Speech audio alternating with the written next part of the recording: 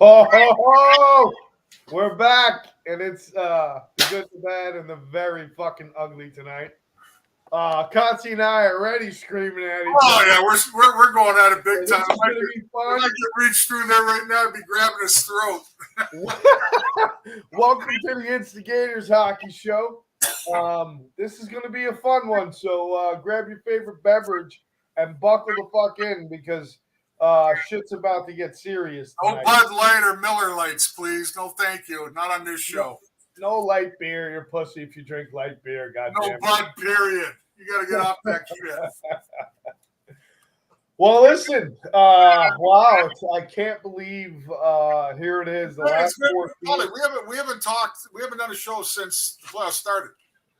So there's a lot for us to cover. What we predicted and what happened, and I'm gonna call bullshit on the NHL on a couple of things here too that really fucking annoy me. Okay, really annoy me. That'll come a little later, but I'm gonna get right into it. Let's call it what it is.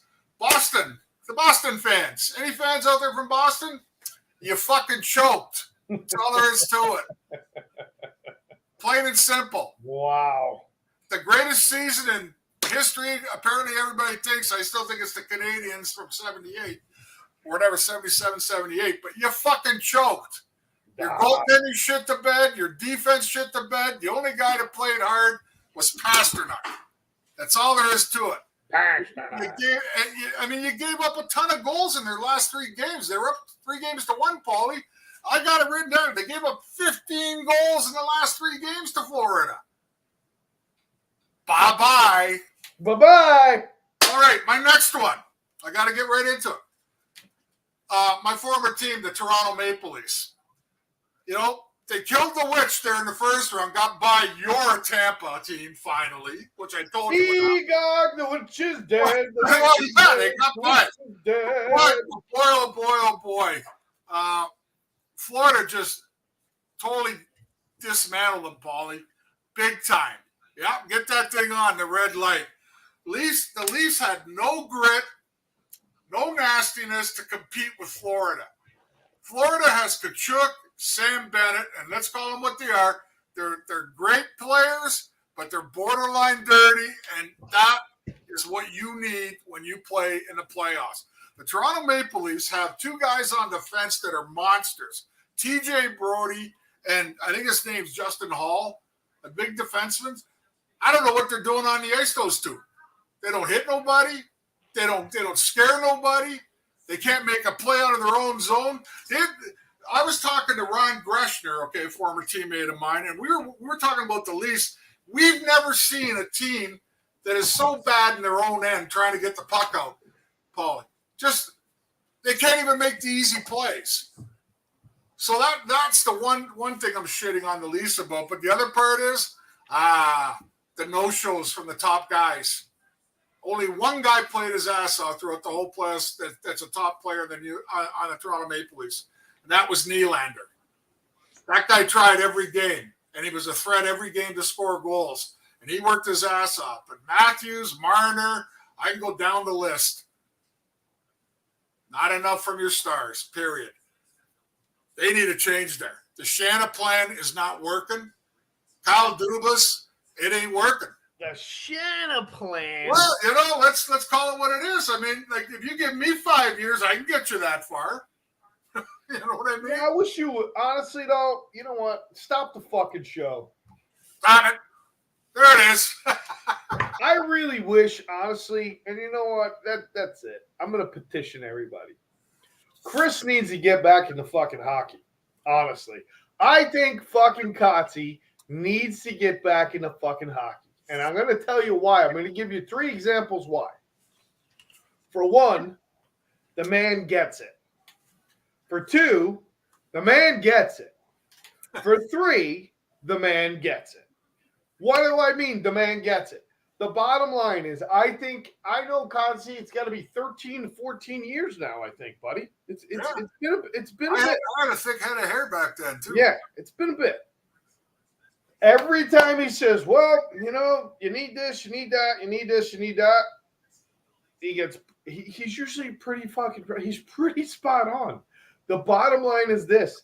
the teams that are, and we'll talk about this because there's so much to talk about. So we're definitely going to run over an hour. I can tell you that. We're probably looking at an hour and a half. So make sure you got plenty to drink. The scariest part about this, and if you go back in our archives and you listen to our shows, we fucking have said this a million times. And I don't know, people ask me this all the time. Well, how come you guys see it, but they don't see it where they're working? And I say, I don't fucking know. I don't know. But we'll talk about the New York Rangers. We'll go back into our archives and say what we thought needed to happen. And when it did happen, we won hockey games. When it didn't happen, they got destroyed. So we'll talk about that. We'll talk about the Leafs. Kotzi's been saying for the longest time. Leafs. You know, and Edmonton. Same thing with Edmonton. I'm going to talk about Edmonton too. Go ahead, shoot with it. Well, you know, again, like I watched them closely. And here's, you know, you put it so perfectly before we got on the show. When Boston got beat, okay, Tampa got beat, Colorado got beat. Boy, like all the teams that were left were probably rubbing their hands together, going, "Holy fuck, boys, we got a real serious shot now." Right? Well, the Leafs didn't do it. Edmonton certainly didn't do it either because Vegas just shocked the shit right out of them personally. Edmonton. Here's the problem with Edmonton, and you know what? I've been beating this dead horse for a long time now. Connor McDavid and Leon Draisaitl are two of the best players in the world. Obviously, McDavid's in the stratosphere above everybody. And I'm not shitting on Connor McDavid this time because I watched him throughout the playoffs, Paulie. He worked his ass off out there. He tried to create. He tried to score goals. He tried to get the guys offensively involved. But the bottom line in Edmonton now, this goes from one coach to another, to another, to another. So it's not on the coaches anymore. This is on their GM. When the fuck are you going to find a goaltender? And when are you going to stop overrating the current defensemen you have on that team? The Edmonton Oilers cannot win a close game, Paulie. Right. When I say close, a 3-2 or a 2-1 game. They have to win by scoring 4 goals or more. You're just not going to do that every time in the playoffs. And that's what the Oilers rely on. They rely on winning, 4 by 4 or 5, scoring 6 goals. You're not going to do that. And they that's on the general manager and the scouting on this team for not providing. Like, to me, Nurse is so overrated. And you got all these other guys out there. Like, they're just overrated. They don't know how to win a 2-1 game or a 3-2 game, Paul. They're the Miami Dolphins of the 80s. Is what they are. No D, that's right. Remember Danny Marino? Everyone used to say Danny Marino will throw for 6 touchdowns, but somebody else will throw for 7 because they had no defense. Danny Marino was one of the greatest offensive threats in the world of football back then, but the problem was there was no defense. That's what Edmonton is. Yeah, the master of strategy, Don Shula, figured it all out. He built a great offense, but he couldn't build a D. But it's the facts, Paulie, with Edmonton. Mm-hmm. It's the facts. When it comes down to a game where they got to play tight, close defensive hockey, they can't do it. No. They can't do it. No. And that's why they're like 0 for whatever now. I think, honestly, their strategy, if you've watched Edmonton, and correct me if I'm wrong, I dare you to do the history on this because I've watched a lot of their games. Edmonton, during the season, won a lot of comeback games. They were down 3-0, and 4-0, 3-1. They were down, and then they come back, boom, boom, boom, boom, and they win the game that way. They win the game late because they have that offensive prowess. But I don't think there's been too many games in Edmonton's season this year where they were in a lead and held the lead the entire game, or didn't have a tie at some point in the game. They did a lot of their winning late third period type of wins. They did a lot of their winning coming back from being down, where teams are like, oh fuck, it's 2-0. Maybe they take the foot off the gas a little bit, and then Edmonton's that kind of team that could just turn momentum, run out the clock, in good enough time to come back and win. I don't think they had a lot of games where they led all the way through. Correct me if I'm wrong. You're probably right. I mean, obviously we don't get to follow them that much because they're out on, in the middle of West Coast in Canada, there, sort of Middle West, and they're not being televised on TV as much down here. But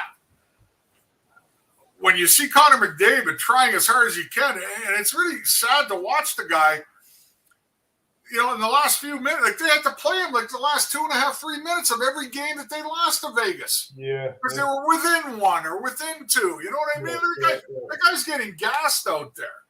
Yeah. And would it be nice for once for him to be able to go into a game and think, oh, maybe we can tighten up a little D here and I don't have to kill myself trying to score 4 goals every night. Right. And maybe win a game 2-1. Maybe win a game 3-2. Yeah. But that just doesn't happen to them because their D sucks overall. I don't care who's listening. I wouldn't take the Edmonton Oilers D over a beer league's D right now. That's the way they look to me. They cannot play tight, close games. Too bad because all my Canadian compadres up there, you got the Leafs. The road was there. It was set up for you. Once Boston got beat, you figured Florida might be a little tired, little this, little that, but no. Florida really put it to the Leafs as far as I'm concerned. They played tough hockey, they played gritty hockey, and the Leafs couldn't match it. Period. Cots, be honest. I know you said the same thing I said about 2 weeks ago. Nobody fucking saw this coming, man. No. I posted that today about. I know, you're full of shit. You got some people like smartasses out there saying, oh, yeah, well, I had these guys. I might not have had that, but bullshit. None of you guys had this before the season started. Vegas and Dallas. Nobody had that. And nobody had Carolina and fucking Florida. Yeah, I know. Maybe they could say it once the playoffs started, take a shot at it. But when the season started, anybody who had these guys in the Final Four of the Stanley Cup, you're full of shit. That's my full of shit line. Honestly, I'm gonna say this, man. I gotta be truthful. I would have lost everything I owned if you would have told me that Florida would be playing in the 3rd round right now. I would have never believed it. Make it even worse. They fucking squeaked into the playoffs by this much. It came down to the last 3 or 4 games of the season. And they did not look like a team that would have dominated the playoffs the way that they have. I mean, they come back. I totally agree with you. Nobody saw that, but you know they what? They beat the 2 best teams or the 2 hardest teams that you would have thought to beat in the East. And they did it. Well, they did. The fucking Bruins that broke records all along the way. Only 3 games to 1 the Bruins had them. Yeah. I mean, 3 games to 1. This is the record-breaking Boston Bruins. Get your pom-poms out for their record-breaking season. Like, blow your fucking mind, bro. Unbelievable. Never. Now, I do want to talk about this because we're getting there, and I don't want to. I know there's so much we got to cover, so I just want to. I want to make this point because this is where I kind of instigate the NHL in itself. Well, I talked about Florida, and you got the 2 teams coming out of the East, 2 expansion teams coming out of the East. Okay, not a huge following, especially the Florida Panthers. Okay, this is what you got to understand. I think most people who listen to our show understand this, but look at the big picture because that's what I try to do. I look past the trees and I see the entire forest. You got the Florida Panthers that can't really pack a house ever unless they're at this point, right? They had to make sure that anybody who didn't live in the United States couldn't buy tickets. Just so you know. That was a bullshit move. Okay. They made sure that Canadians weren't going to fill the arena. But what's insane what you got to think about, and we talked about it early on. You want to talk about how bad this fucking playoff format is when it comes to selling the game. There's opposite sides, and people say, "Well, look at what we have now. We have 4 expansion teams that don't have huge followings." I would say Vegas has been impressive with their attendance and everything like that.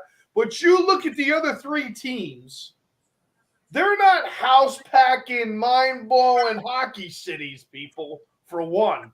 For two, they've been on the boat, off the boat teams over their times there.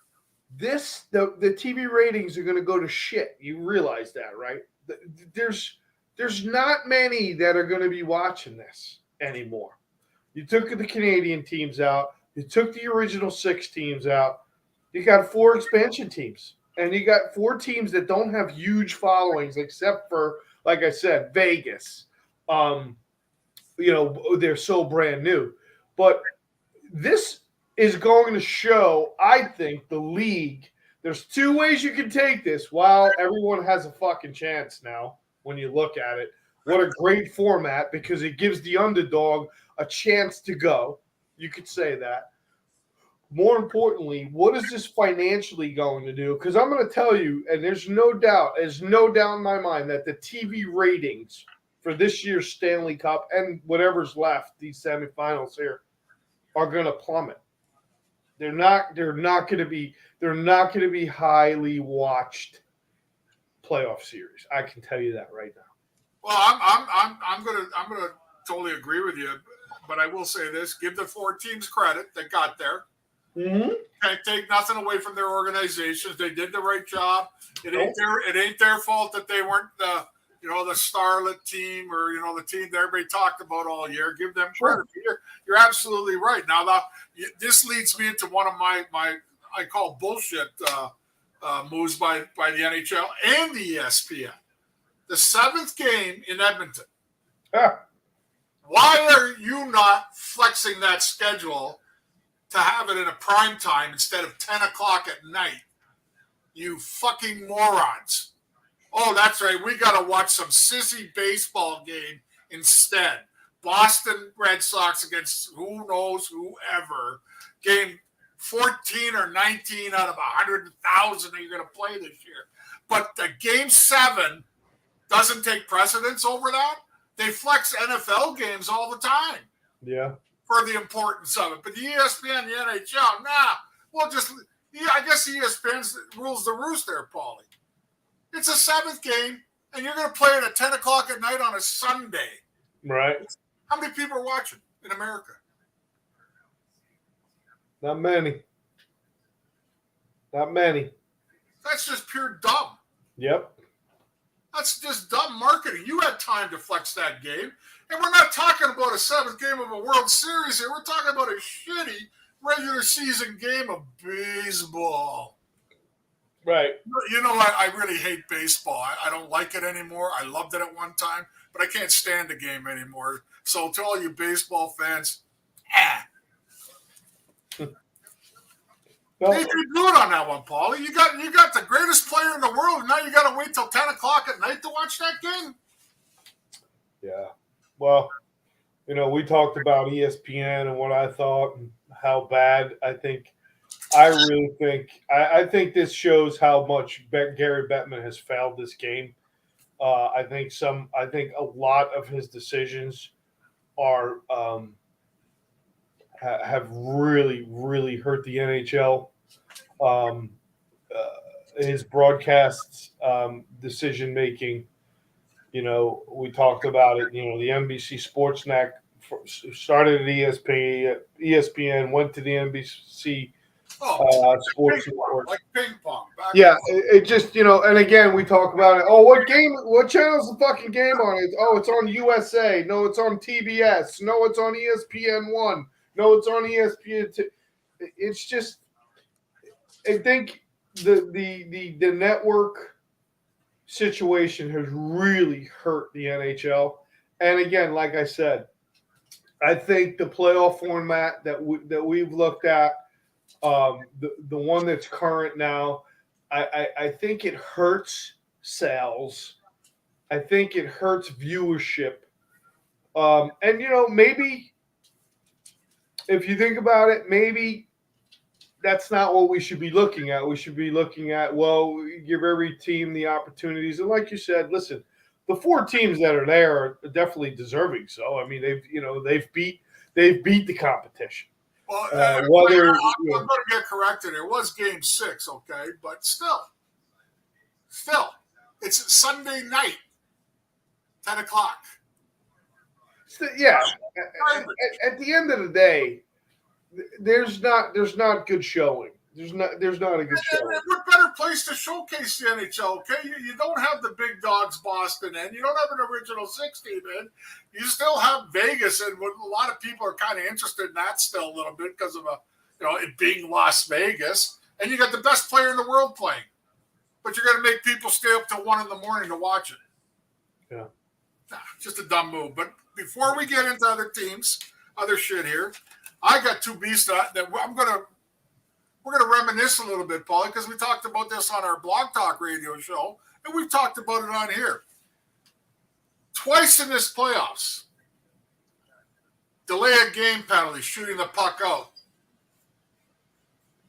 cost the New Jersey Devils in overtime. Do you think Siggenfauser, or whatever his name is, really meant to shoot that puck out? No. Well, how is it you think that's great for the NHL to lose a game, a deciding game in the end, right? Jersey ends up losing the series because of an overtime penalty call because he shot the puck out over the boards in his own zone. Yeah. That rule's got to go, Paulie. I haven't seen a player since they put this rule in that legitimately, deliberately shot the puck out. Right. That pile of shit's got to go. It's just the worst thing. And it almost happened in the Leafs overtime game. They ended up losing anyways. But TJ Brody did the same thing in overtime, and they had to kill a penalty in overtime.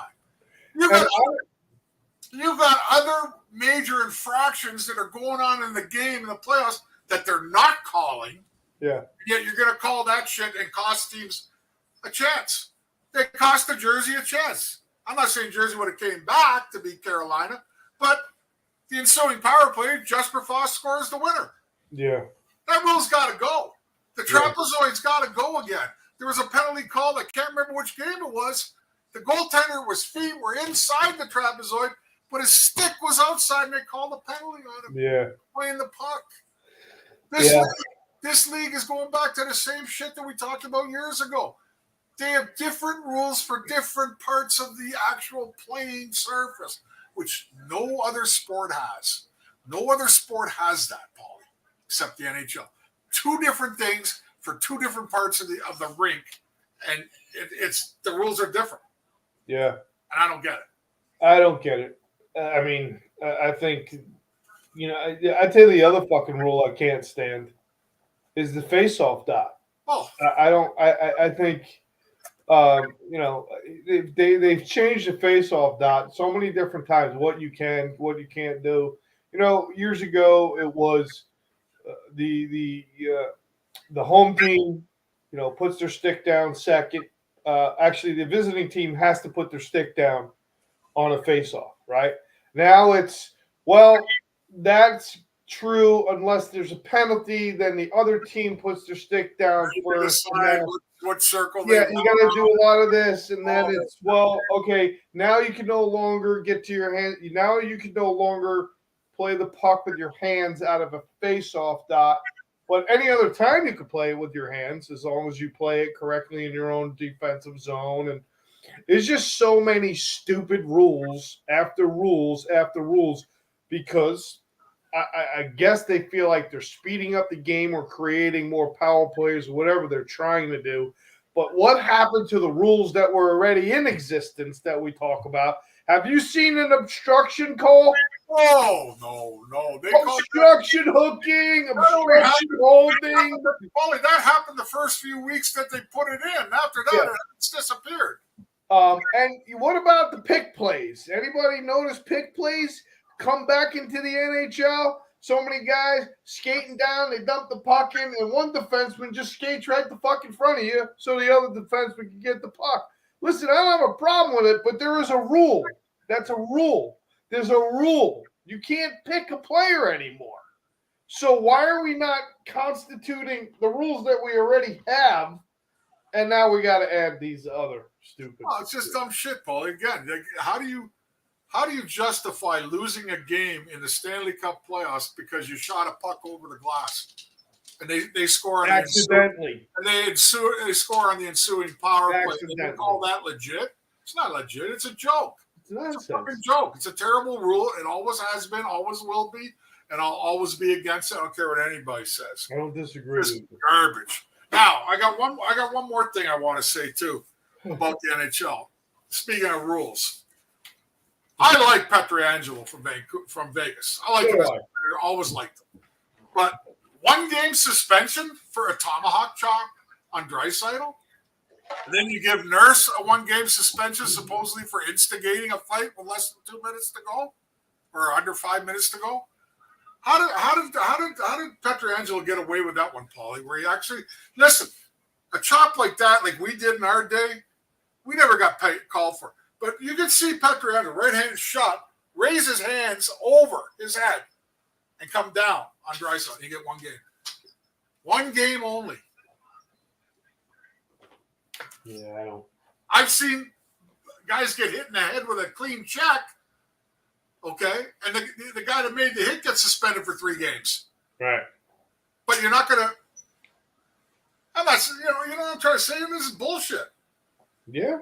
You can't have it every way but loose, as Clint Eastwood used to say. That's what they do. They're so loose with their interpretations of the calls. I mean, I can go back to the Morgan O'Reilly goal in that game against Florida. That was a goal. The whistle did not go, but they deemed that the play was over. They couldn't even get it right, Paul. You understand what I'm saying? Yeah. Like, they can't get a lot of shit right. As soon as they started manipulating and changing rule books and rules and this and adding this and adding this, getting rid of that, this is when all the controversy started. They're trying to complicate the game, and it's turned around and backfired on them as far as I'm concerned. Anyway, that's it about that. Yeah, Bunting. There you go. Mason said it. Bunting got 3 games for a hit. You know what I mean? Yes, he did. Yes, he did. Yes, Pietrangelo taking the stick and trying to break Draisaitl's, take his arm off. Got 1 against Tampa. Yeah, he got 3 games. Yeah. I remember. Yeah. And that was inside a hockey play, I thought. But that's nowhere near as vicious as what happened with Pietrangelo. The tomahawk chop. But he got away with it. They got away with it. George Peros, you're either, I feel bad because he's a Greek boy like me, and but I think he's probably just part of the, part of the NHL now. That's all there is to it. Oh, man. I tell you. Listen, before we get going about the New York Rangers, we still got to talk about Carolina, Florida, Vegas, and Dallas. What do you think here now? Why is Carolina doing what they're doing? Obviously, they got the easy path, but that being said, Paulie, they play a shit, boring game that just takes everything you got offensively away from you. They do. Yeah, well,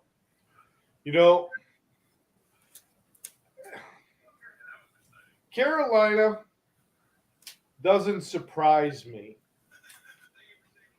I mean, I am very surprised, especially because the Panthers made that big deal last year with moving Huberdeau over and getting good early. I remember. I just scratched my head, and then you saw them early in the year, and they were injured. Very good. They got injured, yeah. To see them to be where they are right now, they have that, I guess you would call it the X factor, in where I never gave them credit to come this far and to see how far they've come, because they really have toppled the two juggernauts that you would have thought were going to come out of the East. Okay, everybody thought this was Toronto's year. And I tell you, they took care of Tampa, which wasn't an easy task, and they did a good job. They had a lot of time wins, a lot of gutsy wins in that series. There was a lot of guts in that series. I really feel that way. And to be dethroned by Florida, I mean, you gotta fucking. I'm still scratching my head, but I would have normally said, well, I think Carolina should win because statistically you would think they will. I just don't know that. I don't know that they have what it takes to overcome what the Panthers have built right now. I mean, the Panthers have got to feel like they're they're unshakable, they're unbreakable. I mean, like you said, they came back from 3-1 against the greatest team in the NHL for a long time, and then they beat a pretty tough Toronto team. I mean, came against some of the biggest obstacles and are shining right now. Well, the road has meant nothing in the playoffs this year. Yeah. There is no such thing as a home ice advantage anymore. So I'm going to go out on a limb. I don't know that it's going on a limb, but I think they're just such a confident team. I'm going to say Florida comes out of East. And I don't know. I told you this in the beginning. You guys could go back. I felt good about Dallas. I think Dallas comes out of the West. Well, I took them over Mini. Yeah, you did. I don't think you did though. No, I didn't. I went Minnesota. By the way, I was only 3 of 8 in the first round. I sucked at it. I'm going to say Dallas and Florida, and honestly, my gut tells me that I think Carolina is the better team. But I just think what Florida's doing right now, the confidence level, the belief, I think that has so much, the X factor that they have, is very powerful. And I think that they believe in themselves, and obviously rightfully so. And I just think that they have a little special something right now. And I think Florida's going to go to the Stanley Cup against Dallas. That's my pick. I can't disagree or agree with it. I don't know what's going to happen because you can't just throw Carolina to the side. I don't care what anybody says. Florida's had a great run so far, and you're right, they're on a roll. And I kind of semi know that feeling when you've gone a few rounds, and a few times that I did in my career, you do have that feeling of excitement. You do have that feeling of confidence. And right now, they're a very confident team. They're getting good goaltending from Bobrovsky. But Carolina, again, the team that their style of play bores this shit out of you. But it's a winning style. It's a winning style. And they really don't have the New Jersey Devils when they were winning. They don't have one absolutely outstanding, spectacular line. I mean, Sebastian Aho, I'm going to say it to you right now. I mean, he's their best player, but he's got that little chippy dirtiness in him too that helps in these kind of playoffs. And even their fourth line contributes too, Paulie, is what I'm trying to say. Like, usually teams have a first line that's really strong. Their second line's kind of a little bit behind the first line. Then the third and the fourth are both the same. Well, I don't think there's a big difference between the first, second, third, and fourth with Carolina. That's the way I look at their team. They all play. They all get ice time, and they got a good, solid crew of defensemen there, and their goaltending's been pretty good. As for Florida, this is something I said to you off the air. There's a reason why they're going where they're going, Paulie, is because their star players are shit disturbers, okay? Kachuk's a shit disturber. I love him, man. Yeah. He goes to the net. He rubs people's faces. He jaws at people. And Sam Bennett is a dirty prick. I don't care what anybody tells you, but he's the kind of guy you want on your team. In fact, I think Toronto or the Rangers could probably use a guy like him. Think about it. He's a very talented guy, but he's borderline dirty. I think he's dirty, period. But you got to play this way somehow to get going in the playoffs. You can't play soft all the time. You can't rely on just skill all the time. Fortunately, these two guys have a little skill involved as well, but Then they back it up with Montour on defense, who's becoming, not quietly anymore to me, one of the top 5 or 6 defensemen in the league right now, as far as I'm concerned. Okay, you got, I think it's Ekblad. Is he on the defense there? He's another big dirty body out there. Yeah. You know what I mean? You got Verhaeghe, talented, skilled player. These guys are confident right now, but they play with an edge, Paulie. They go to the net. Yeah. These are the kind of players that go to the net. They're forwards, okay? Where we can say what we want about Toronto's forwards, Rangers forwards, and other than McDavid, a lot of those guys don't like going to the net, Paulie, in the dirty zones. They don't. Yeah. Florida players do. So what do you think? What do you think Gudas said to what was his name? Well, I forgot about him too. I tell you, I love that guy. That's a nasty man. He's ugly. He's dirt. He's just. I love that. I would kill for the Rangers to have a guy. He probably should have got a penalty in that game there where he nailed the Leaf guy well after the whistle. But if you can get away with it, you're going to get away with it. Yeah. Yeah, they're a team that's got everything going for them right now. Goaltending, defense, scoring, and they're tough and they're nasty. Yeah. Well. So what? What do you pick? Who do you pick? I can't. I'm not going to pick one there. I think it could go either way. My picks have all been horseshit anyways. Think about it. You got to pick out of the 4 teams. You took Florida. I'll go with Carolina just for shits and giggles. The ex-Hartford Whaler in me. All right, and then what about the other side there, the West? I'm going with Dallas. Dallas. Yep, I'm going with Dallas. I think they got enough too. I mean, Vegas is just like Florida, except I think they might have a couple of more skilled players. That Marchessault is just like unbelievable. Barbashev's a good player. Eichel's actually finally showing me something because up till this year, I think he's been a bust. A bust, first round bust. Well, he hasn't proved anything until. I don't disagree. I don't disagree with you at all. But he's proving it now. He's showing up in the playoffs, and he's proving. Is it somebody? They got great goaltending. They got good D. They got nasty players like Kolasar, Carrier. These guys all hit. And they all cause a little shit out there. So you know what's hilarious though, Cots, and then we're gonna move forward with the Ranger type stuff. But you look at Carolina and look at all the ex-Rangers. Oh yeah, Fast. We're Shea. Step on. Mark Stahl. Stahl's there. Mark Stahl, the defenseman. He's in Florida. Sorry. There's a couple more, and I can't think of them offhand. Where is Mark Stahl in Florida, or is he in Carolina? I think he's in Carolina, right? No. Hold on. I can't even remember. I know he's got the Rip Van Winkle beard now that he never had in New York. I think, yeah. Oh man, now I'm confused. I think the Stahl brothers are in Carolina. You're right. Carolina. You're right. Well, he's saying Mark Stahl's in Florida. Both. The brothers are where in Florida? Both of them. They're on the same team. The one Stahl's in Carolina. Eric Stahl. Yeah. Eric. Yeah, there's two. Well, no, Jordan Stahl. Yeah. Jordan.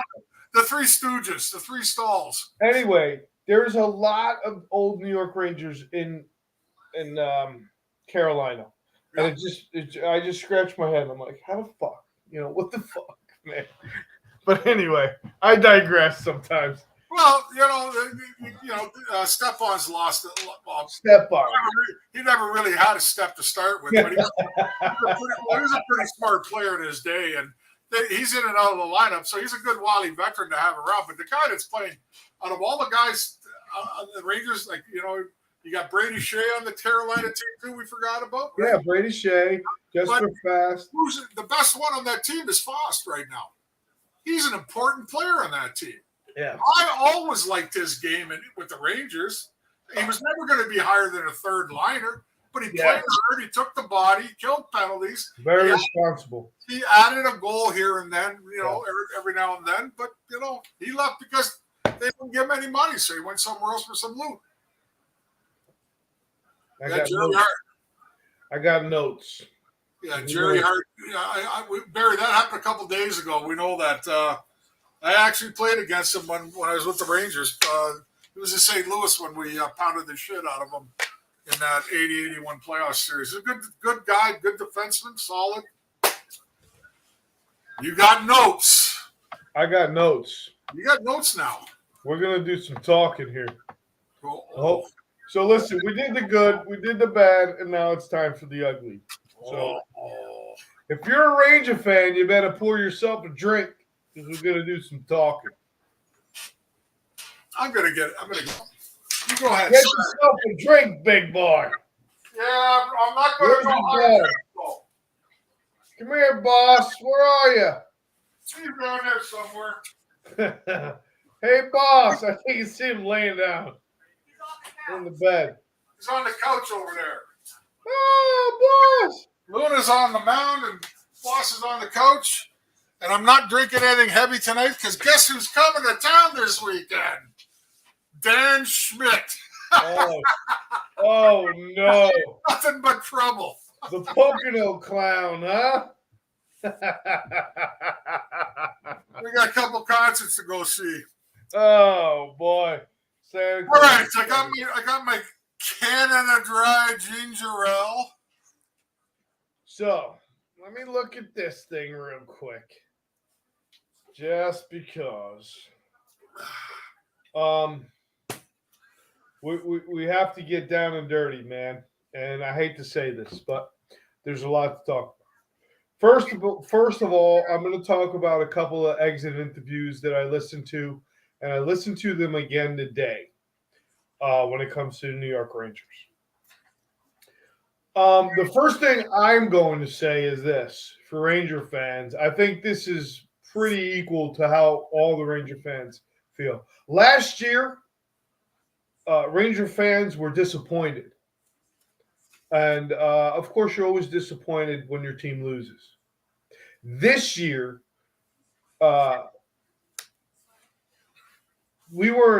this year it wasn't about disappointment.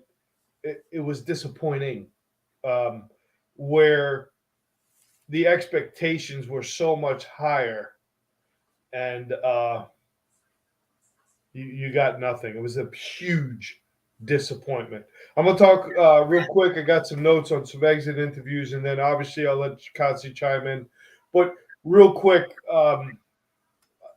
I took 1, 2, 3, 4. I took 4 out of the many that I felt were the most powerful ones to let Ranger fans really see.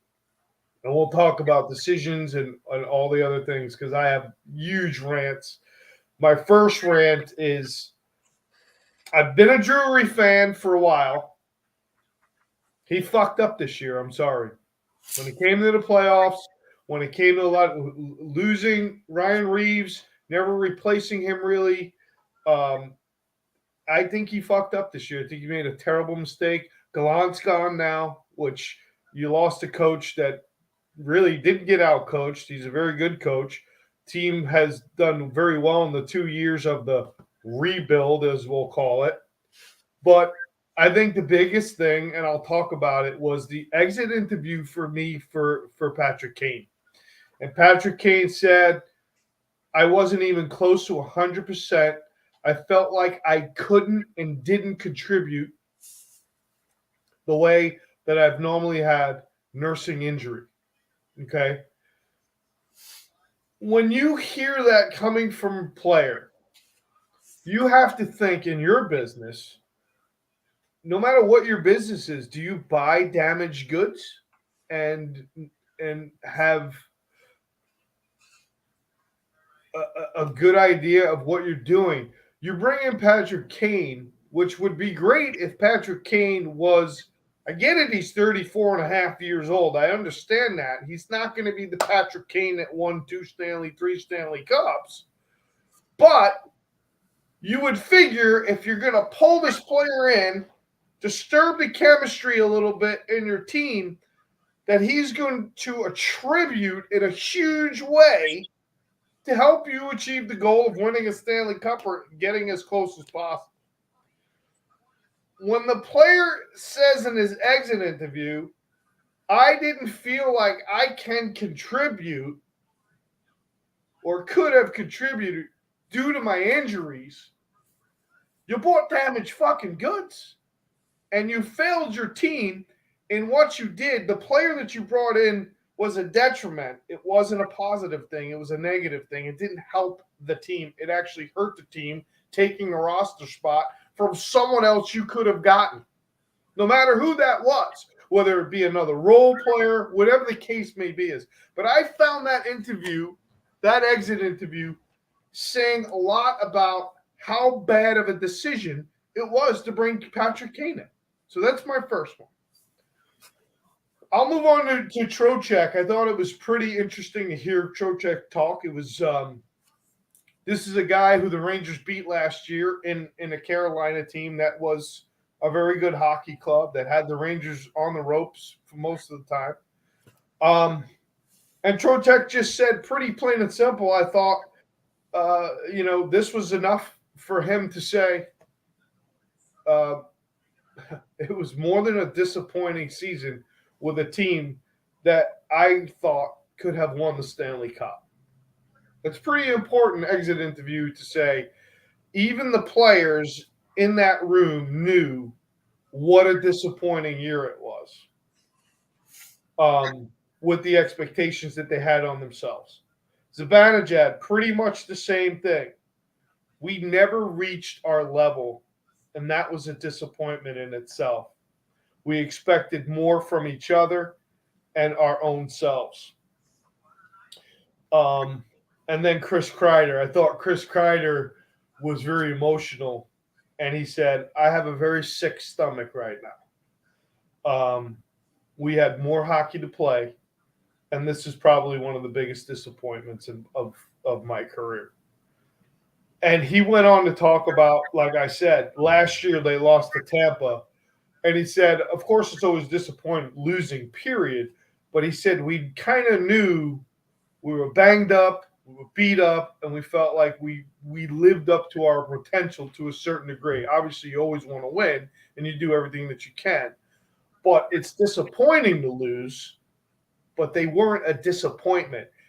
Everything I got from the interviews were we were disappointed in ourselves because we knew we should have won the series and we should be contending for the Stanley Cup. That's what I got out of the interviews. Not, hey, we'll get them next year. Not, hey, we did this and we did that right and we did this wrong. And, but the biggest thing, like I said, Kotz, I know you're probably chomping at the bit, was my biggest feeling was Drury did a bad job this year.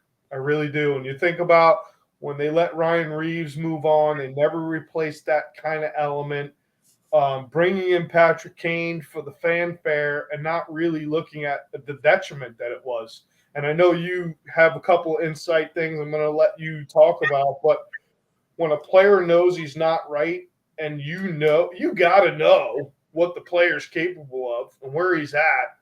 And when you know the injury report is what he is, and this guy is not going to be able to perform, I'm not sure you do what you do. You risk so much from the team chemistry and what's going on.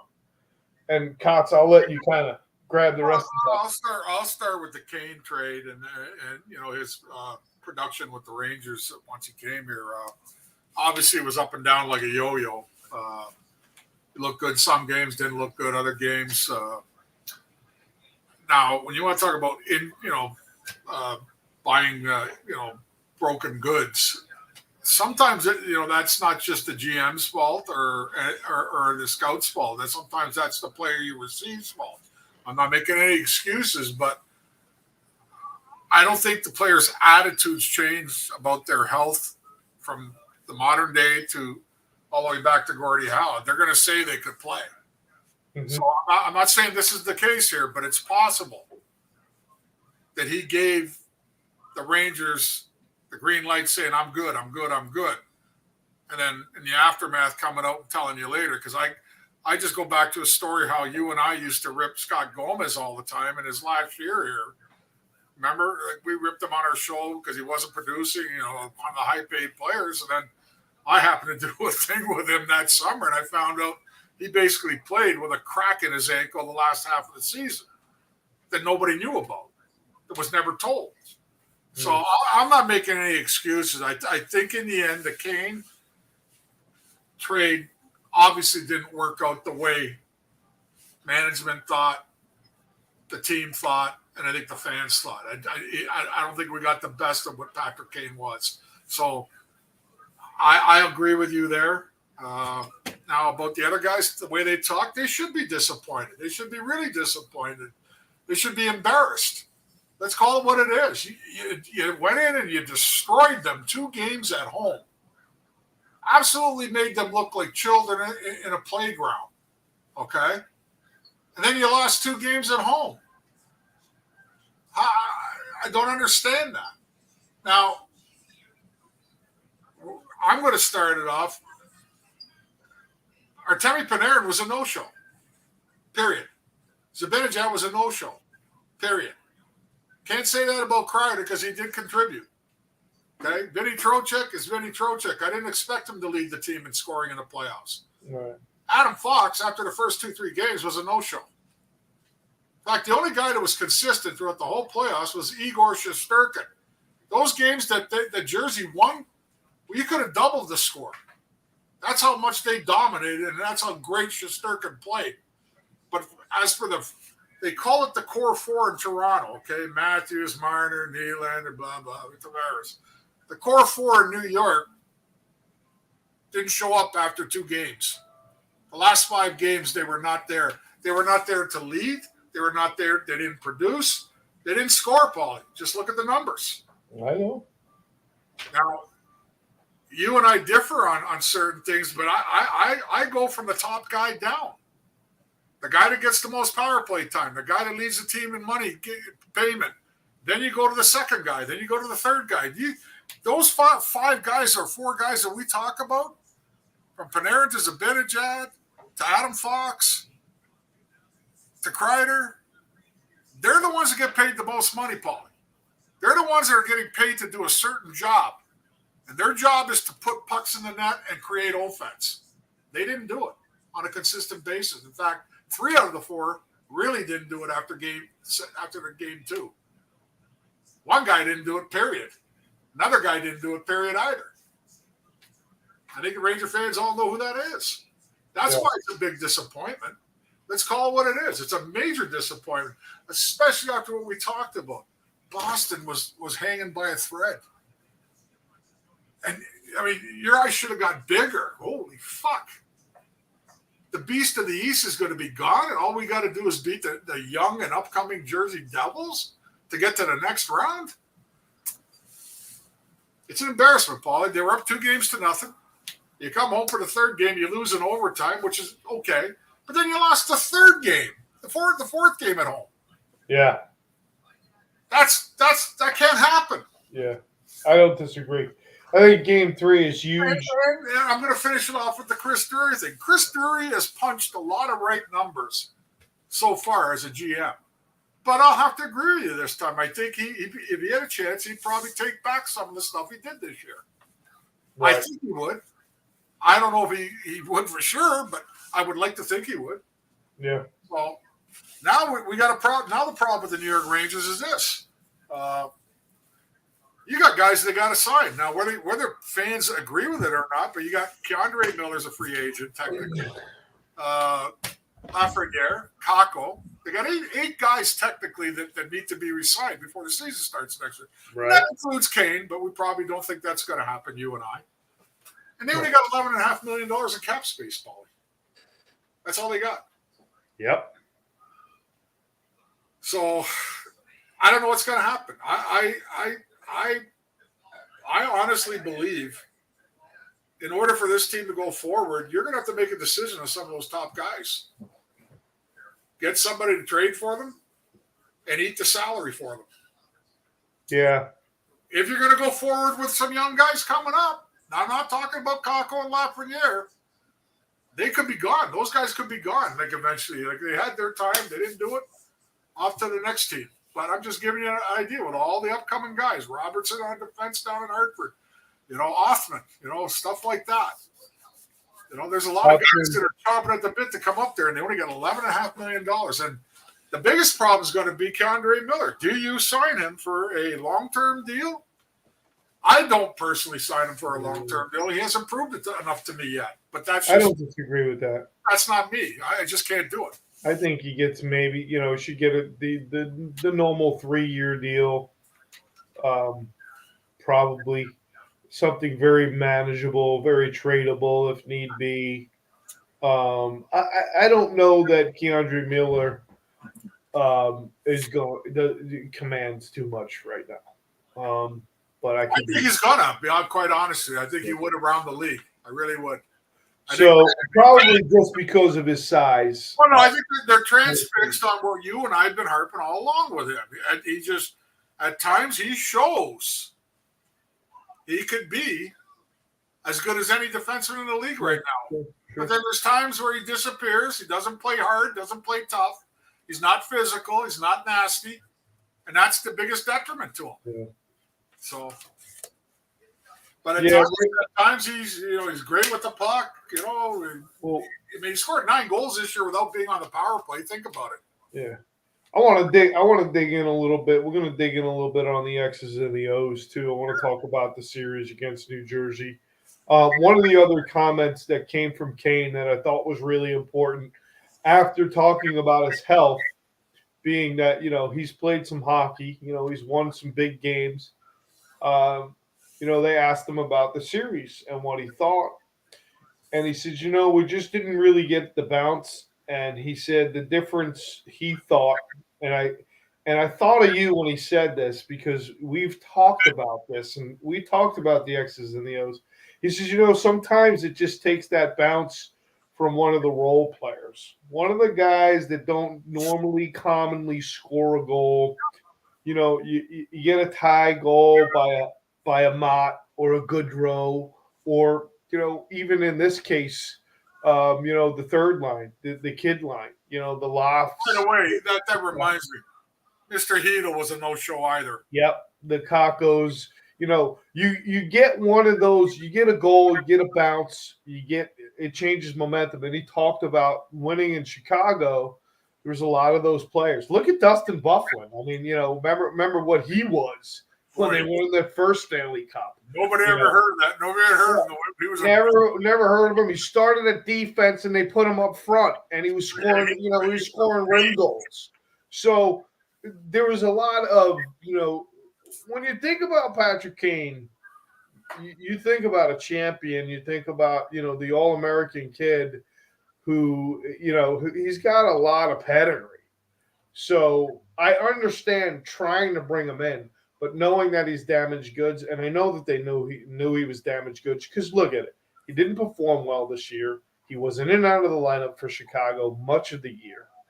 It wasn't a fucking, I get what you're saying. The player's always going to say I'm going to play, but I think there's enough technology in the world to say he's not 100%. Technology is not going to matter when they go to a player, though, Paul. Right. I'm asking you now. Right. The doc says I feel great, Cots. This, but I'm asking you now. Feel great. I feel great. I'm ready to go. Exactly. That's exactly what a player's going to say every time. Right. But we also have to know the psychology. But anyway, with that being said, moving past it, I think Drury did a bad job this year. And then, let's talk about the elephant in the room. We just lost a really good coach. Yeah. And who the fuck is going to take his place? I have no idea. I'm tired of the recycling. Well, I don't want Laviolette. Here you go again. Oh, is it Laviolette? You mean you're not part of the Larry Brooks fan club? And then I heard Quinville was being, because they're so fucking liberal in New York, he was being mentioned as not being a candidate because of the whole Kyle fucking whatever that situation was in Chicago that we covered with the video coach. What was that kid's name again? You remember him? No. He claimed that he was sexually molested by the video coach and fucking 20 years old. I don't know how any of this happens, but again, that's another story. That's a horse of a different color. Was it named Dak? You know, any man touches me, I'm gonna knock your fucking teeth out. It's pretty much that simple. Was his name Dak or something like that? I thought his first name was Kyle. Beach. That's it. Yeah, that's it. So anyway, Dak Beach. with that being said, I thought Quenneville would be a good match for the Rangers because of what they do have dynamically as their core. But again, I mean, you're losing a good coach, so I don't know. I don't know where they go, but I think it shows you how volatile the situation got this year. How disappointed everyone is. Yeah. I'm like one of those that don't believe that the coaching is the most important thing on a team anymore. I don't know why I got that way as I got older, but I'm giving you a good example, okay? Bruce Cassidy got fired from fucking Boston, right? Boston had the best season ever, regular season, right? With Montgomery. Yeah. Right? Where are they? Yeah. Where's Bruce Cassidy? I get it. He's coaching Vegas. Yeah. So, is it really a coach? If you can't perform up to what you've been paid to do, right, and you need a coach to light a fire under your ass every game, yeah, then you ain't for me as a hockey player. Yeah, no, I don't disagree. But you got to admit, there's some importance in coaching now. Well, so you got to fill the spot. I don't think it's as important as it might have been in the day when there was only one coach behind the bench. Yeah. Now you got a whole team. You got a coach, you got an assistant coach, you got an assistant to the assistant coach, you got an assistant to the trainer, you got this guy in the sky, that guy in the sky. So, I don't buy that shit. I don't buy that shit. Sorry. I don't know. The Quenneville thing obviously would be tough in New York because of the fact that they'd probably be screaming about his. I don't believe he did. Listen, I'm going to say it again for the last time. If I'm a coach of a team that's on the verge of going far in the Stanley Cup playoff, the last thing I want to hear is something from the outside about a player who's not even on my team at the moment that's complaining about sexual blah, blah, blah. Management should have taken care of that. It should never got to Coach Quenneville. Exactly. Don't disagree with you at all. And you may not like this. Anybody listening out there that's a borderline liberal, anybody in their fucking right mind would have said the same thing Joel said the first time. Okay? I'm trying to win a Stanley Cup. About it. Yeah. You know what I mean? Like I don't give a shit who you are. You would have lied if you had to, because I'm trying to win a Stanley Cup here. I give two shits about what's going on outside our organization. That's management's fault, not the coach's fault. Anyhow, don't disagree. They're talking about Lavalette. They're talking about Chris Knobloch maybe taking the job coming up from Hartford. He's been in the organization for 6 years now. So, yeah, I'm just throwing names at you. I know. And then I'm not a big Boudreaux fan. I'm not a big Boudreaux fan either.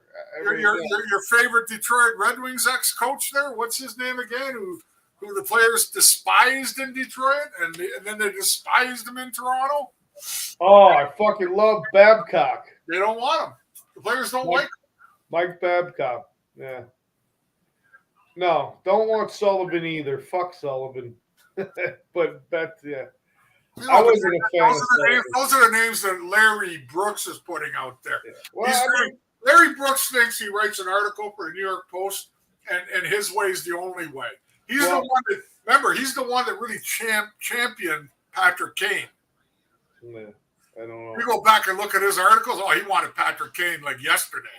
Yeah. Well, I mean, I'll tell you this. I mean,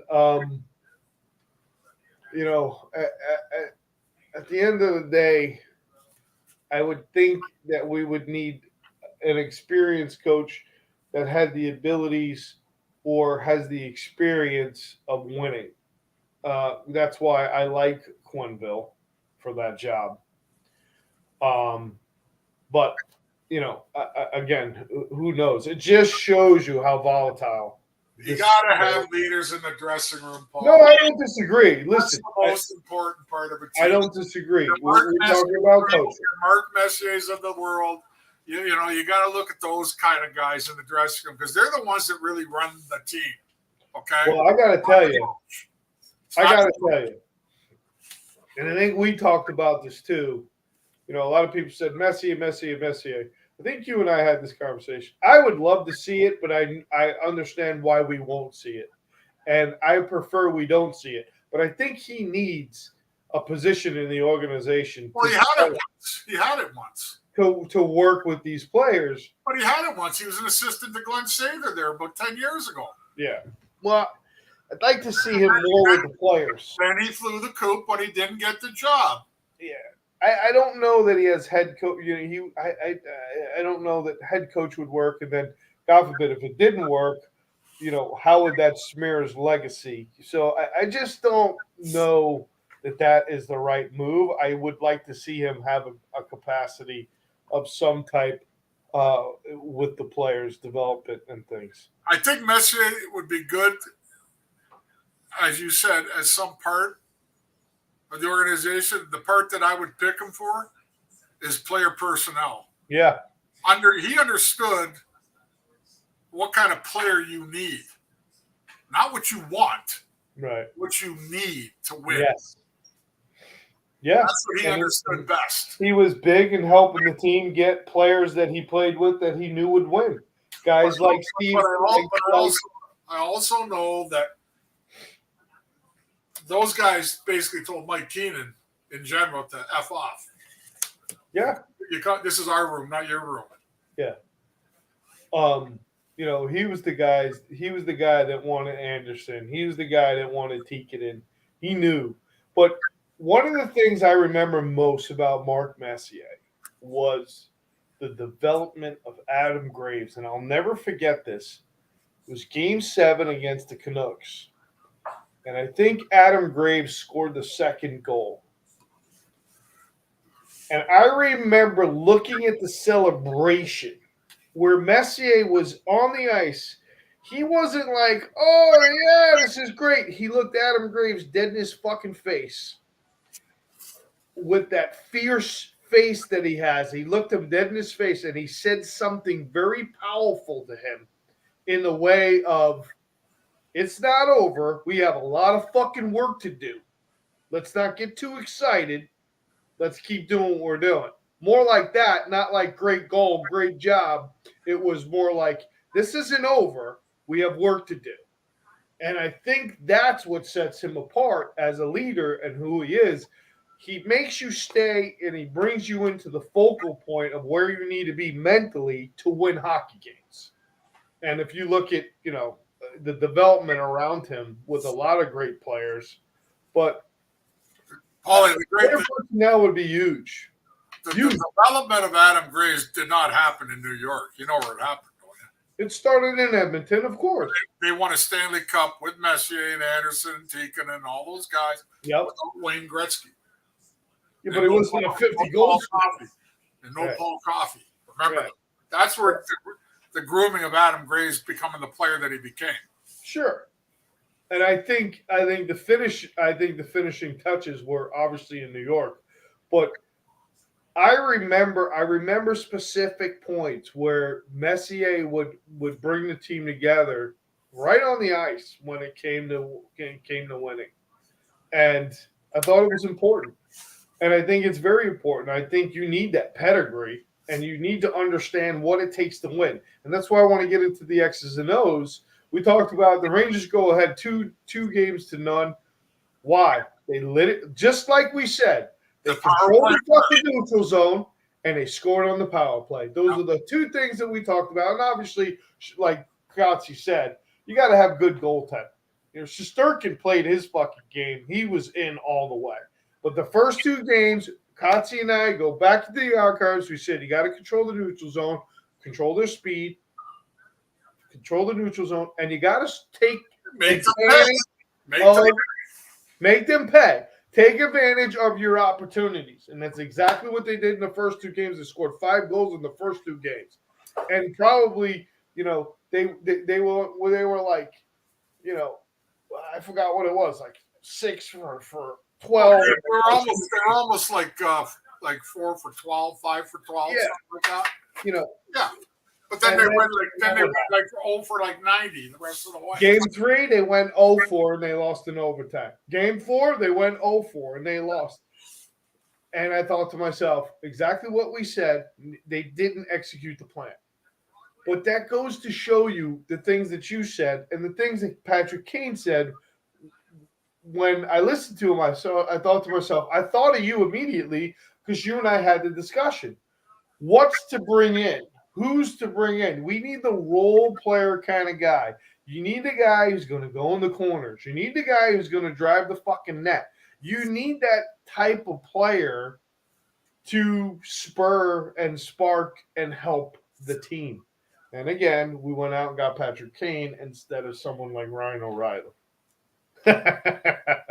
But I remember Kotz, you and I had the discussion. What should the Rangers get? They had already picked up Tarasenko. I don't know why I wanted to call him Fedotenko. Well, they could have used Tarasenko. And I thought that was a great move. And I really think Tarasenko started to really come into his game. That was an excellent move. It's still an excellent move. The only problem with that move was once you got Kane, he had to play backup on the power play, which I think was wrong.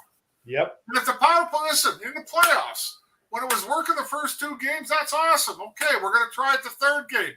After you've gone 0 for 3 or 0 for 4, you got to change it up now. Amen. What was then, and for the 82 games plus the playoffs so far, you got to change things around here. Let's get Tarasenko in there. Even let your boy Hito play, because maybe that would have gave him a little boost, because you couldn't rely on their power play the last 4 games, 5 games of the series, Paulie. Right. It was actually brutal. So change it up. That's where I might fall Gallant a little bit. Like, stop going with the given. Try something different here. If your power play ain't working, you ain't got 42 games to work it out anymore. You got game by game by game in the playoffs. Right. So change guys around. And I still don't know why Zibanejad was on the point on most of them. Why is he not on the side? Why is Panarin on that side? On the left side. You know what I'm talking about. On their own Yeah, side. I know exactly what you're talking about. Panarin doing on that off wing. That's Weird. That's Zibanejad's one-timer special right there. Or pass to Kreider for the tip. Yep. There's so much there. The power play looks so good, so perfect. Everybody was happy. The fans were happy. And then it went like somebody just stuck a knife in the tire. Yeah. That goes to Adam Fox. It goes to all 5 of those guys to play that power play. They didn't produce when it counted, Paulie, in the end. Yeah. And the Devils got stronger and stronger and stronger. I told you that team was for real, okay? They should not have beat the Rangers, but you know what? That when they won that overtime game, and then they won the second game in Madison Square, I was like, uh-oh. Yep, a lot of trouble. Uh-oh. A lot of trouble. I don't know. You want to talk about disappointing? It was very disappointing, but Mason, they got Bertuzzi. Did they win? I know Bertuzzi played well, but they didn't win. The greatest season a team ever had. That trade in the end did not work out. Plain and simple. None of the trades worked out at playoff time this year for anybody. Yeah. Think about it. Yeah. Would have loved to see Bertuzzi. No Would doubt. but they got him in Boston. And he looked great. And then all of a sudden, No. he didn't even get out of the first round. Yeah. Well, I mean, it ain't his fault. It's the team's fault. But so Chris, after the power play fouls, and you're not scoring on the power play, and then you cease to control the neutral zone with your defensive play to slow down the speed. And when they talk about the speed of New Jersey, a lot of that is the the opening breaking out, the open, you know, springing guys quickly to get through the neutral zone, to get into the zone, and then obviously get into odd man, and you get the trailer guy. And I think the Rangers kind of just lost themselves, and I felt like in Game 3, more so than I'd like to admit, but Game 3 and 4, I just felt like the Rangers were chasing it. Well, you're right. You're right. They were just chasing it because what they did the first two games, okay, the power play obviously helped. Sure. So that made Jersey less aggressive in their checking. Right. But when the power play started to go south in the second game, and it was a 1-1 game, we know they lost it in overtime and all that, the Rangers continued to do one thing that they like to do, but it didn't work. They tried to carry the puck in. Yeah. Instead of carrying it, you should have been dumping and chasing. That's the only way you get a checker off you. Dump and chase. But if you're trying to carry it in, all of a sudden Jersey was right on them every time in the neutral zone. Their speed showed up every time the Rangers tried their attack from the neutral zone in. So the players got to adjust there themselves. Yeah, Panarin loves to move. Go down left side, curl, blah, blah, blah. Same thing with Lafreniere. He likes to do it on the other side. Zibanejad does the same thing. When you can't gain the blue line, you got to dump and chase. Yeah. They didn't do it, boy. They continue to try and carry the puck in the double zone. Right. And then the defenseman, I'm going to say it, Fox was lethargic looking. Made a lot of bad passes. Yeah. He cost him a goal on a power play. Remember? Yep. Short-handed goal? Short-handed goal, yep. You know what I mean? And Keandre Miller, what did he do? I don't think he did much in the playoffs, personally. Yeah. And Trouba, at least Trouba nailed one guy there, you know what I mean, with a body check, got a little excited. But they kind of unraveled, which was the shocker for me. They unraveled. You're up 2. You outscored them 10-2 or whatever the hell it was, 11. Yeah. And then all of a sudden you lose 3 out of the next 4 or 4 out of the next whatever, 5. They unraveled. Yeah. And that's the shocking part, because you're not talking about rookies up front. You're talking about Zibanejad, Panarin, Kane, Kreider, Trocheck. I can go down the list. There was no rookie playing on the offense. Right. They unraveled.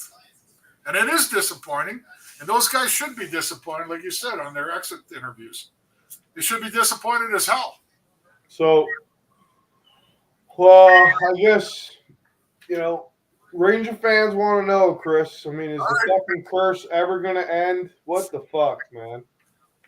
Well, you're getting to the point now where you have still, I think, arguably the best goaltender in the league. Okay, you still got years left with Trouba. You still have years left with Fox, obviously. Lindgren, as long as he stays healthy, you still got, years with him. Obviously, Keandre Miller is the big question mark. Mikkola is another one they got to sign, too. I forgot about him. That's another one they got to sign, Paulie. They're going to be in trouble with the cap. So The only way I see out of it for them to go forward is you're going to have to dump salary somehow, some way. Yeah. You're going to have to pick and choose one of the top dogs. I don't think they're going to sign Mikkola. I think they're going to put, what's his name in that spot? Well, maybe Robertson from the minors. Or Ben Harper. I think you remember they signed Ben Harper for 2 years. Yeah. They'll probably I'm just trying to say, like, there's a lot of guys that they have to think about signing. Tarasenko, I think he's another one. Sorry, he's another one. I keep forgetting. Yeah, another free agent too. Yeah, I don't know that he's going to command big bucks. But are you gonna? But do you stay with the status quo like Edmonton's done for 9 years? Yeah. Do you stay with the status quo in Toronto like they've done for 6 years? Well, you got to think. What you need to go forward. Panarin's got a no trade clause. So he would have to agree. And that's unfortunate. So you got a guy with a no trade clause, Because I would say get rid of Panarin and keep Tarasenko. But I'm going to go with one of my former teammates. We talk about it all the time. I would never give out a no-trade contract to anybody unless you're in the Connor McDavid category or Sidney Crosby in his prime. That's it. You're not getting a no-trade contract from me if I'm GM of a team anymore. Well, what's done is done. It is what it is. I know, but it does cause problems. But I will say this, and I know we got pretty heated before the show started. Listen, there's a lot of guys you can point your finger at, and I get it. Kotze made the point that Panarin's the number one paid guy on the team. He's also the leading goal. He's a leading point getter on the team since he got here. So he contributes. I get it. I mean, if you're not there in the playoffs, it's tough. Let me ask you this one, just to finish that argument. We argue pretty good. I want Paulie and I we have like a wall up on this one. If Mark Messier did not win that Stanley Cup that year, who were they going to blame? Kevin Lowe? Well, I'm Kevin Slow? I'm asking you. Yeah. Who are they going to blame? Your number one guy.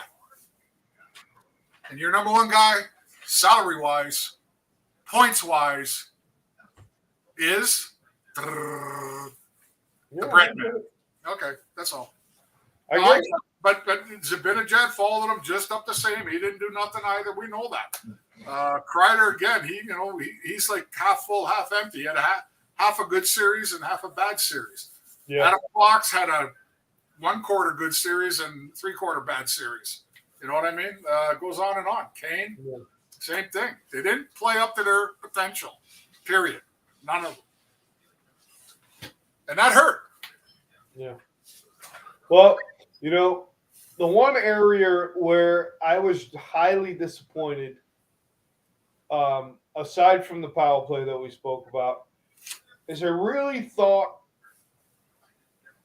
the back end would have the last two, the line 3 and line 4. I really thought that they would have had a little bit more of an impact. Well, Heedle sucked. Heedle sucked big time. I don't even put him in the top 5-6 players on this team. Yeah, I tell you, for the first time, Koch, you'd be proud. I said, after what went down, I said, he's just, he might have all the gifts in the world, but if you can't use the gift, you're still not worth what you are. And I know they signed him to a short contract. He's making like $4 million now. He'd be a perfect guy to trade to get some of that cap money. So I wouldn't be surprised if he gets moved. I honestly started to really believe in Lafreniere.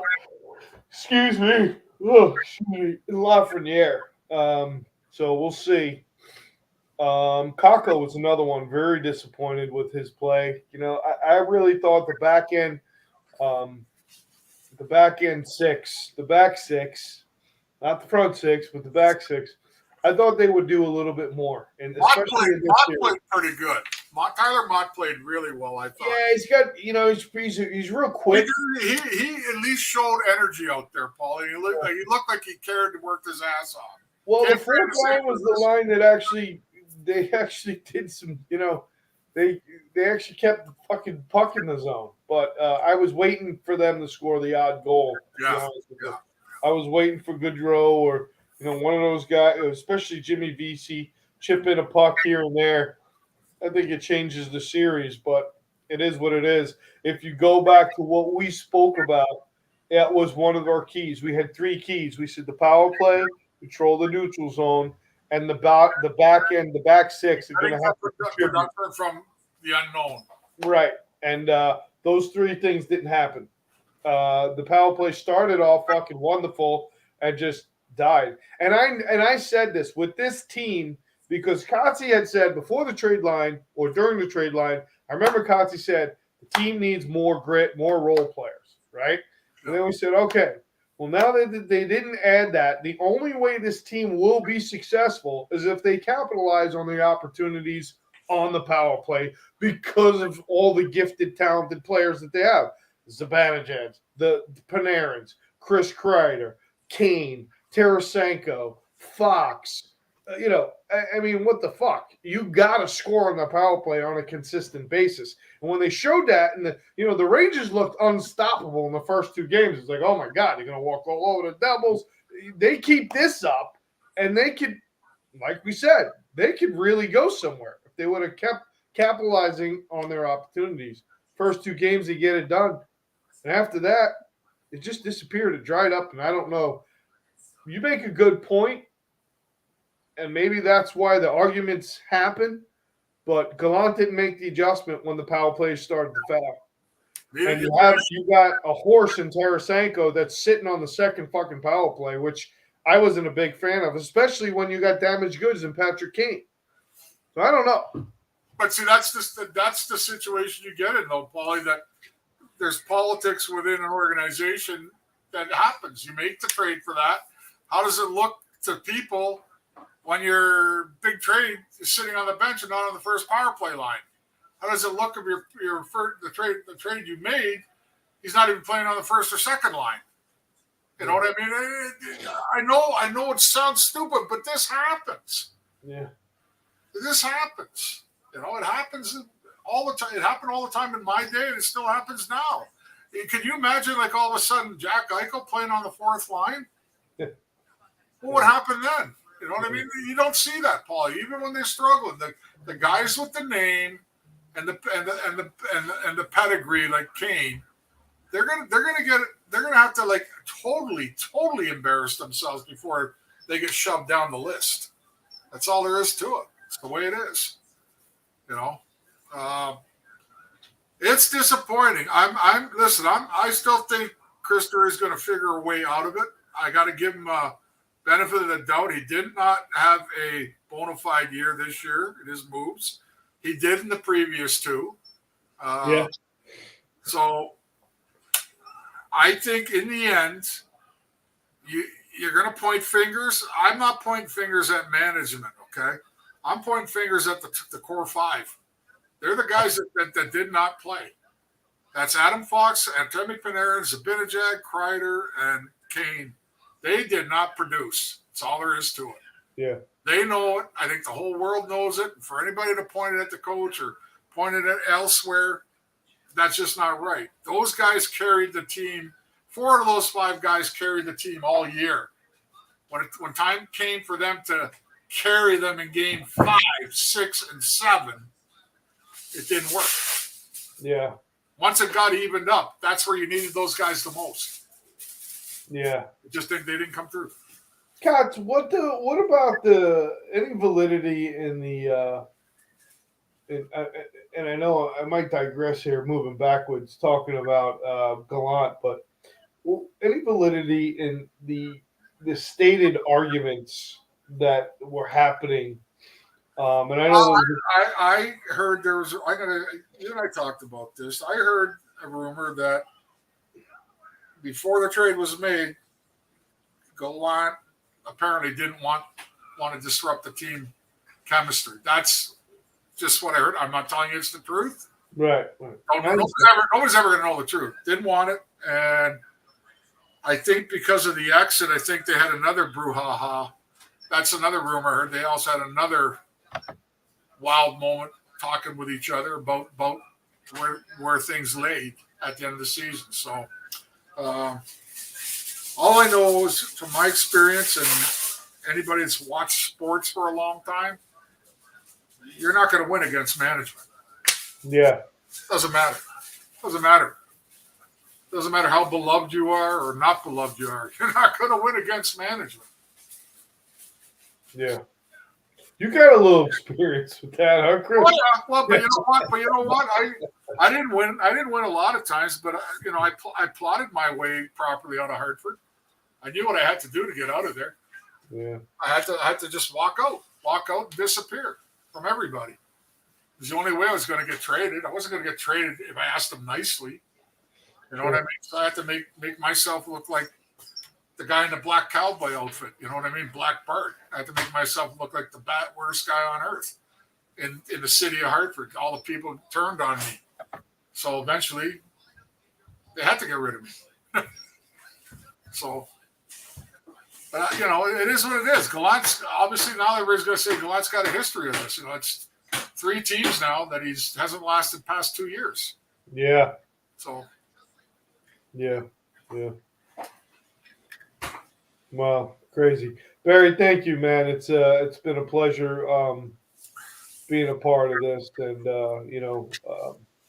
can't thank you for your hospitality, your friendship, and so many other things that you help contribute to the program. So Same here, Barry. I hope both you guys didn't lose your money in Vegas. I hope Paulie didn't do much work there. I don't gamble. I'm not a gambler. It's not in me, man. I lost about $200 and I called it a day, man. I was done.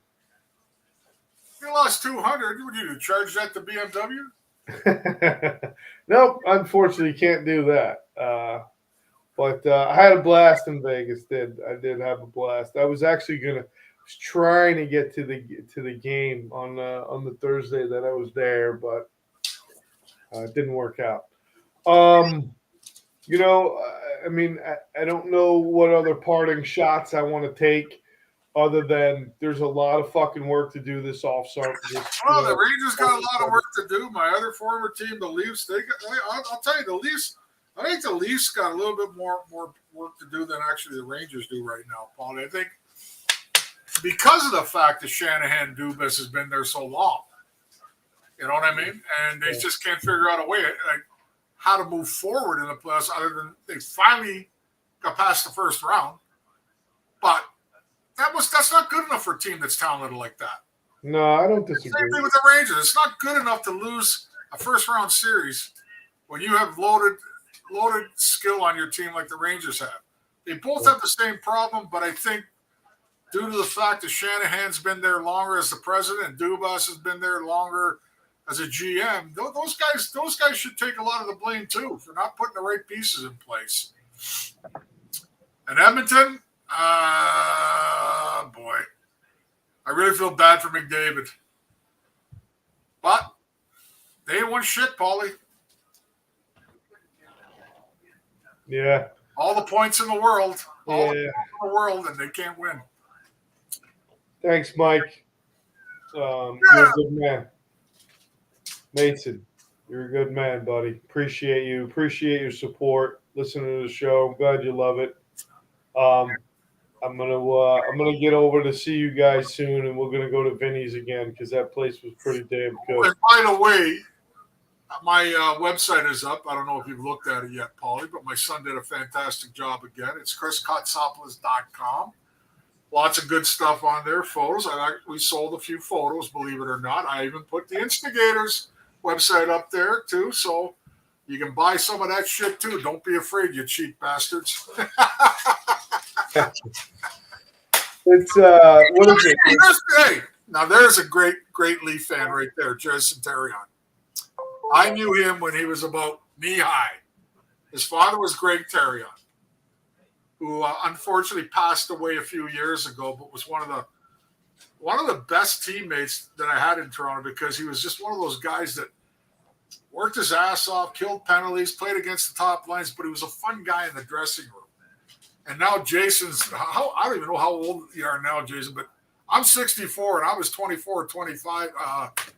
when I got there. So you got to be up there in age too now.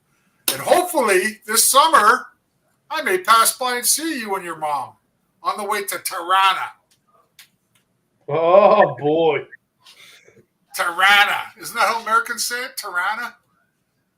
No, maybe New Yorkers. Oh, no. How about you with the Canucks? Canucks. It's Canucks. Canucks.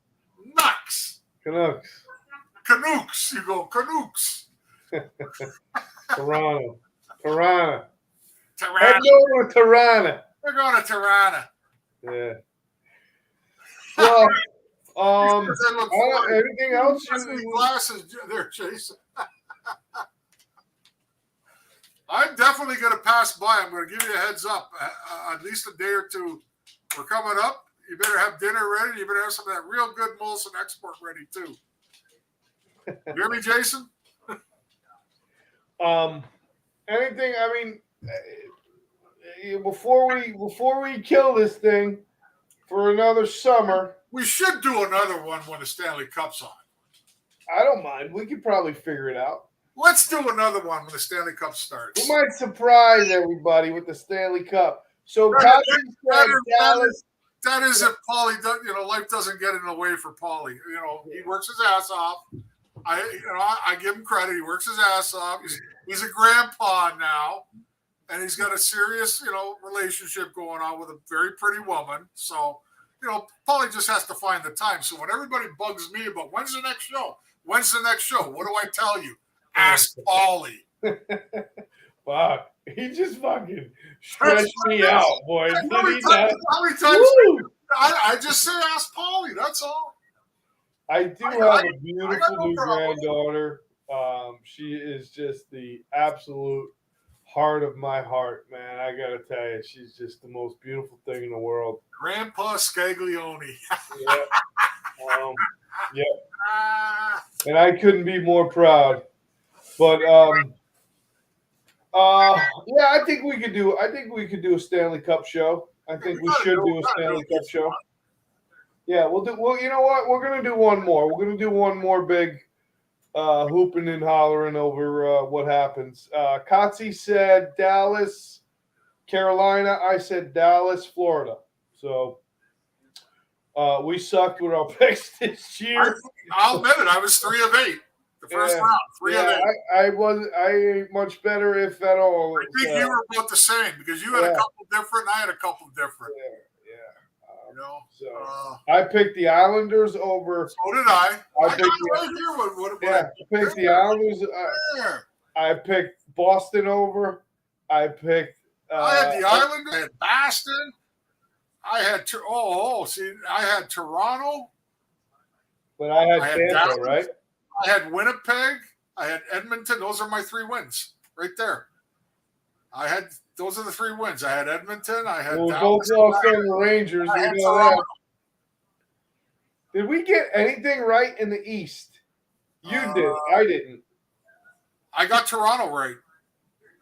I said Tampa, right? Yep. So I got nothing right in the East. Yeah, that is correct, Mr. Paulie.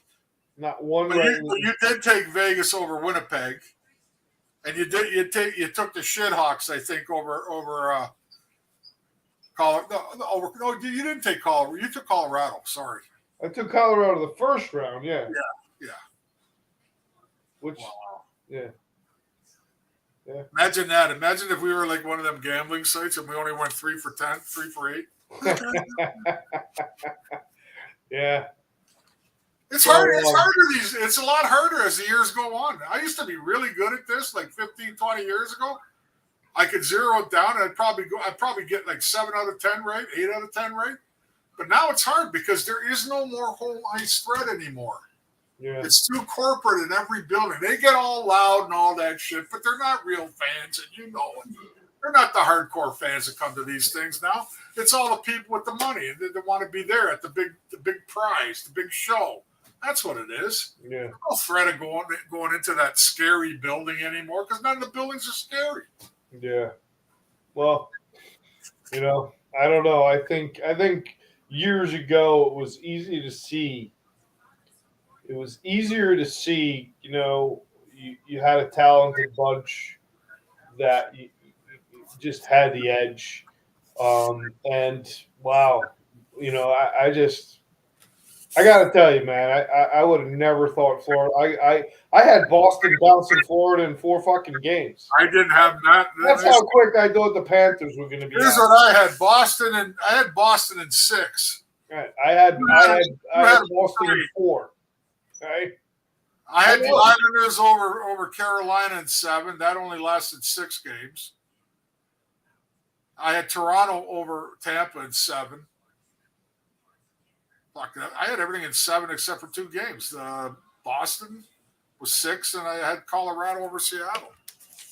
Yeah. 6. I sucked. I hope you guys don't use my expertise gambling on hockey. Well, Jason said he's 46, Cots, Wow. and he acts 16. He's a diehard Leaf fan. And again, I see his pictures and all his stuff on Facebook. He gets a big group of people over when the Leafs play, and just like every Canadian does. I mean, it's a little different up there, Paulie, when it comes to get-togethers for hockey up in Canada. Well, I mean, being a native New Yorker and a native New Yorker Ranger fan, I mean, I can equate. My fondest memories with my family, especially my dad, who I lost very early, you know that, we're gathering around the TV watching hockey games, watching the Ranger games. That's some of that was part of our family type time. It was family time, watching hockey games. So no, Barry. I'll be quite honest with you. I've lived here for 31 years now, I think, and I've never been to a Wilkes-Barre Penguin game. I've never been to the Lehigh Valley either. They're only one's 40 minutes away and the other's 40 minutes away. I've never gone to an American Hockey League game here.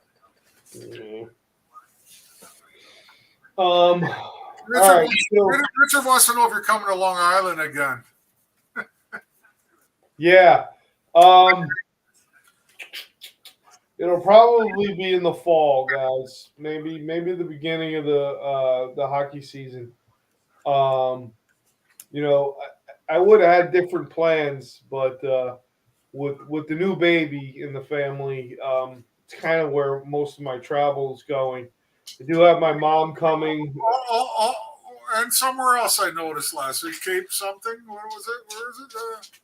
I did some travel. Where'd you go? Where'd you go for a little weekend? Panama City Beach. That's at Panama City Beach. A little honeymoon there, Little bit of it's not much of a drive for me, but real nice, beautiful beach community that I enjoy. Did you get a chance to see any of it? Or? He's so stupid, man. He's such a ball buster. Yeah, I saw it, Cots. I saw it. I've seen a lot of things. I don't know. Maybe the curtains were. This guy, he's too much. Anyway, yeah. So with the baby, it's a little different. So it's where most of my travel is going to be spent. And then we'll figure it out. But yeah, I do plan on getting to Long Island. My mom's in Long Island still, so try to get out that way. All right, we're going to do another show. Go check out the websites, both mine and the Instigators. All right. Yes. What is it? www.chriskatsopoulos.com. That's all. Yeah, that's it. Pretty easy. Good luck spelling his last name. What's that? I didn't hear it. What'd you say? I didn't hear you. I said, good luck, everyone, spelling your last name. Well, you should have seen it today. We had a local voting today. Yeah. And the lady behind the desk there was punching our name in on the computer, and it took her 4 tries. We're trying to tell her like Sesame Street. K-O-T 4 times. And I even said something like I usually do. There was 4 ladies running the thing. I said, can we get a man here? Oh, shit. I couldn't spell it. Oh, my God. What was I going to say real quick? Probably the best thing to do is take the link. What? Check out Jason's comments. Anything on there? Okay. Might have been divorced with the wife.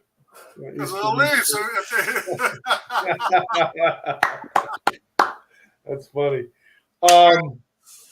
But I think what you need to do, Kosh, is take the website and have Cody or someone plant it on your Facebook page so everyone can kind of follow up on that.